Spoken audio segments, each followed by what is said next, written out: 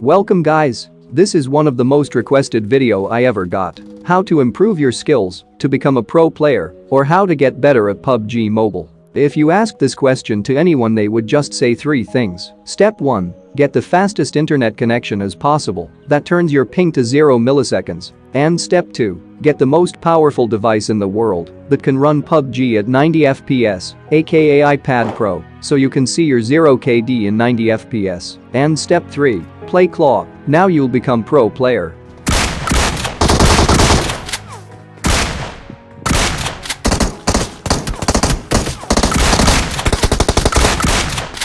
Jokes aside, this is the fastest way to get better at this game. But is it really true? Having a good device will actually make you a better player. I mean, yes, but actually no, it does not make you a better player immediately, but it sure can help you to be better than before. For example, high-end devices will enable you to achieve the fastest reflexes as possible, or fastest reaction, meaning that you can react to your enemies a lot faster, whereas in mid-range devices you will not able to achieve the same level of reflexes as you would in the high-end device, but you can still make it up for that by using your skills. So the device may have a huge impact on your gameplay, but you can match it up for that by utilizing your skills, which we will be going through in this video. So in order to get better at this game, you'll need to learn few things.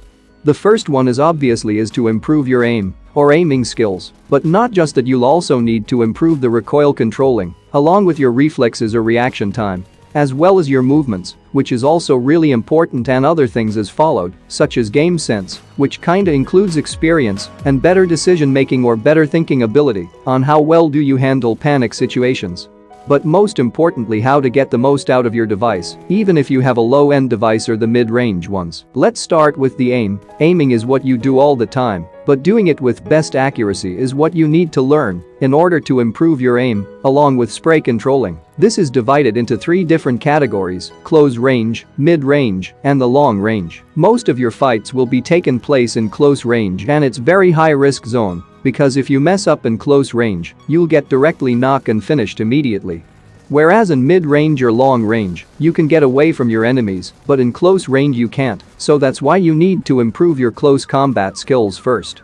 The fastest way to get better at close range is by playing a lot of team death matches. But not just TDMs, you can also play domination in the arena, as well as the war and arcade. This is where you can rapidly improve your aim, recoil controlling and movement. And I recommend disabling aim assist when playing team death matches, so you would improve even further. Later enable aim assist when playing classic matches. And play as aggressively as possible. Try hard by pushing into the enemy's base and show them what you got. And when you play aggressively you will move a lot, which will improve your movements, but also try to focus on improving your other movements, such as crouching, jumping, and drop shot. And try strafing left and right to dodge the bullets, also known as jiggle movement. And the next most important thing is leaning. Leaning is something that is always useful at any range. I have seen a lot of players come out of their cover completely in order to shoot at their opponents. Example like this. I mean, this is okay when there is only one single enemy, but when there are multiple enemies you shouldn't be doing this. Instead, use the lean function to peek either left or right direction depending on the situation. When you lean out from your cover, this is what your enemy sees. It's insanely powerful as it will make you way harder to hit.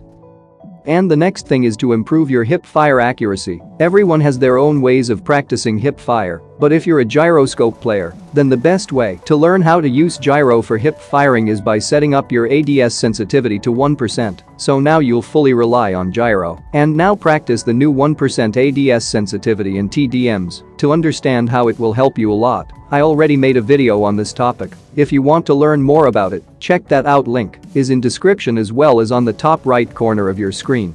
But if you're not a gyroscope player, then don't worry, you can still learn, but you'll need to do a lot more practice. And here is a tip to improve hip fire even further. Always aim for the head level or at the neck area, because headshots will do some critical damage to your opponents. And also try to maintain your crosshair at enemy's head level, even when the enemy is hiding behind a cover, so you can quickly get an instant headshot when they come out of their cover. You need to practice all these things in team death matches first, in order to create muscle memory, or reflex, and then later you can implement them into your classic gameplay. Sometimes you don't even realize that you're doing all these things without knowing. For example, around 1 year ago, I spent so many hours playing team deathmatches and focusing on improving my hip fire and crosshair placement. And I'm glad I did that, so now whenever I see an enemy, my crosshair instantly goes on top of the enemy's head. This is what I would call muscle memory and reflexes, and this can be improved over time by practicing. So I would recommend playing TDM at least 30 minutes to 1 hour in the beginning, and later as you get better you could spend less time in TDM, like only up to 10 to 20 minutes. Sometimes team deathmatches can be boring, so you can play other modes like domination and war mode as an alternative. I still spend at least 10 minutes each day in TDM in order to warm up before playing classic, and sometimes when I play really bad, I would just play TDMs continuously until I make any improvements. And the next thing is about pre-fire. Pre-firing is a great skill to learn. In some situations it has a huge impact on your close combat skills, and the more you use it, the better you will understand about it. The way how most people use pre-fire is when the enemy is holding back and you're pushing in, do it with a pre-fire, and if they peek during pre-fire, they most likely end up dying in that pre-fire. And the other one is prediction pre-fire. For example, let's say you're expecting your opponent to come from this direction, so you pre-aim or scope in and start pre-firing and hope that your enemy jumps into your pre-fire and dies. This one totally depends on your skills and how good you will able to identify the footsteps.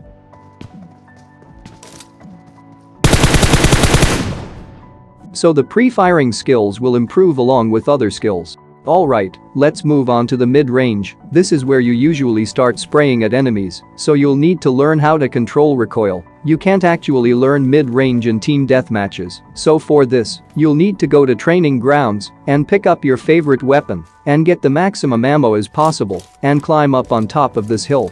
And from here start spraying at the targets. So this is how I learned how to spray and how to control the recoil, but you can always come up with your own way to learn how to control recoil. I already made a video explaining how to control recoil and sensitivity and all kind of stuff about it, so make sure to check that out, link is in description. And for the long range, it's also quite similar to mid-range, so you'll need to learn it along with mid-range and training grounds, and whenever spraying at long-range targets, always remember to use crouch, as it reduces your recoil by up to 20% depending on your weapon. And the sniping and single tapping will also need to be learned in training grounds, so spend as much time as you can in order to learn in the beginning and play sniper training in arcade. It will help you a lot with sniping. Anyway, now let's move on to the next topic, movement. Movement is something that everyone underestimates, but it's as important as aim and others, and you don't want to be like this player, running into a wall in the middle of a gunfight. So how do you improve your movements? During the looting phase you'll move around a lot, so this is where you need to pay attention and start practicing your precision movements. Move around in the buildings perfectly without touching a single wall, and also don't get stuck in any objects when looting. Running into a wall or failing to quickly navigate into a building is often the reason you lose a fight, and it will significantly slow you down. And also try to create spatial awareness while you're moving around. For example, I can go through this door without even looking at it by just using spatial awareness. And movement also includes crouching, jumping, proning, and strafing left and right to dodge bullets, so I already made a dedicated video on all these things in a more detailed way, which is also in the description. Make sure to check it out. Now to the next one, which is game sense. But what is game sense? It's more like common sense but in games, and it takes really long time to improve it. The game sense will help you create strategies, and the players have to think of tactics and make a quick decision on how they should attack their opponents. You can think of your game sense as your game IQ. Having good game sense enables you to beat other players that have an advantage on you, but you can outsmart and outplay them by using your game sense. So how do you improve your game sense? It totally depends on your ability to process information and the situation around you, and then use that information to make the most effective play. Usually you can improve this just by naturally playing the game, but it would take really long time. So the other way is to watch professional players and learn from them by making note of what they do and why they do things the way they do. So let me give you an example on how you can use your game sense. So this is an early game, and there is an enemy next to my building, and I can hear that player coming upstairs, so I pre-aimed at this door because that player will most likely to enter in this room to loot. And as soon as I started hearing louder footsteps sound, I started my pre-fire, and luckily the enemy got into my pre-fire. So this is how I use my game sense. Anyway, let's move on to the last topic, how to get most out of your device. Well, for this one you most probably heard of GFX tool, which helps you to unlock higher frame rates in your device. So why do you need to use this? If your phone only supports up to medium frame rates, then you're at massive disadvantage because most of the guns shoot slower in that FPS. Here is an example of M249 in 90 FPS, and high FPS, and medium FPS, and medium FPS shoots extremely slowly. We all know 90 FPS has the fastest firing rate for some of the weapons. So this is why I highly recommend you to use GFX tool to unlock better FPS option. And also, if you're playing in medium frame rates, most of the weapons like M416 and AKM shoot slower in that FPS option. This is a huge problem for low-end device players, so that's why using a GFX tool will fix some of that problems. So install the most downloaded GFX tool from Play Store with highest reviews as possible, and then now open that app, select your version, and now in the resolution, select the lowest resolution as possible, and then now unlock FPS. Suppose if your phone only supports up to medium FPS, then you could unlock high FPS, but don't even try to unlocking 60 FPS, your device can't handle it.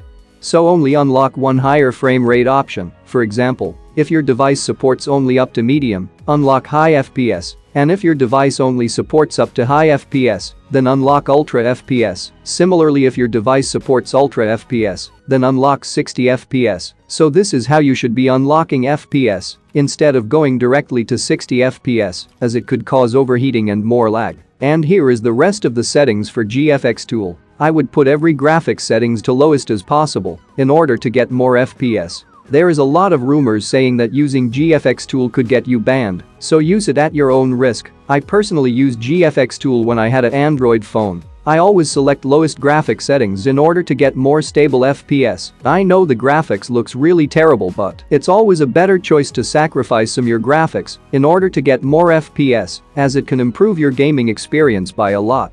Because FPS can change a lot of things, like firing rate of a weapon, and recoil controlling, and damage output, and a lot of other things. And the next thing is your internet connection or MS or ping. I never had any issues with ping, because my Wi-Fi or internet was really good. I always get 20 ms since the beginning of the game. If your ping is below 100 then it's good, but if it's below 50, then it's really good. And I know most of you use mobile data. To play PUBG sometimes I do play on mobile data, but I still get a good ping. Here is a tip, to get the best ping as possible, go to training grounds or cheer park. And now roam around in your entire home and try to find a certain place that gives you lowest ping or lowest milliseconds, maybe near windows, but for me personally I always find that balcony gives me the lowest ping as possible. It changes from over 100 ms to around 30 to 40 ms in balcony, so this is something that you can do to improve your internet connection by finding the best network signals in your home. But doesn't matter whether you have a good ping or a bad ping, desync will always happen, so you can't do anything about it. If you made it this far, comment 69 and join my Discord server. We have over 20,000 members in my server, so you can find new teammates and make new friends or enemies. Link is in description. And also, if you use Instagram, make sure to follow me on it. I post short video clips almost every day. Anyway, that's all I got for this video. I hope you learned something new. If you did, hit the like button and subscribe for more upcoming videos like this. And see you guys in the next video. Enjoy my bot gameplay.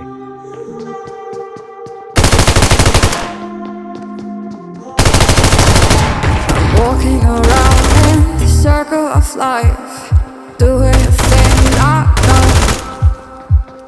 Walking the same way a hundred of times with